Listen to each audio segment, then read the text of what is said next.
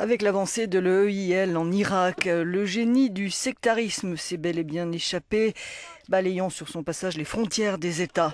Après s'être emparé de Falloujah au mois de janvier, c'est quelque part à la frontière entre la Syrie et l'Irak que les djihadistes de l'EIL triomphaient suite à leur offensive fulgurante lancée le 9 juin.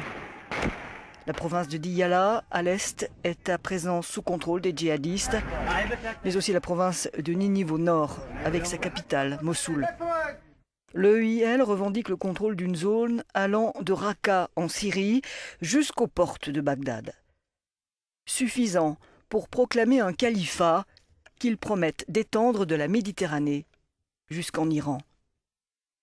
L'EIL n'a jamais fait allégeance au chef d'Al-Qaïda, Al-Zawahiri, mais partage la même idéologie djihadiste et veut installer un État islamiste dépassant les frontières actuelles. Selon Charles Lister du Brookings Doha Center, il serait entre 6 000 et 7 000 combattants en Syrie, entre 5 000 et 6 000 en Irak. L'EIL est aussi l'un des groupes djihadistes les plus riches du monde, ce qui explique sa progression stupéfiante en Irak.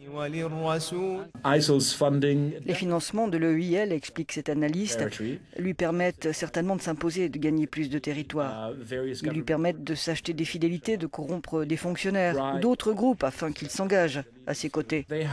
Ils ont des financements grâce au contrôle d'un certain nombre de points énergétiques en Syrie. Ils ont aussi pu extorquer de l'argent à des entreprises dans certaines villes en Irak. L'EIL a mis en alerte tous les pays riverains, dont ici la Jordanie. Il ne semble pas bénéficier du soutien ouvert d'un État, mais selon les experts, de donateurs individuels pour la plupart dans le Golfe Persique.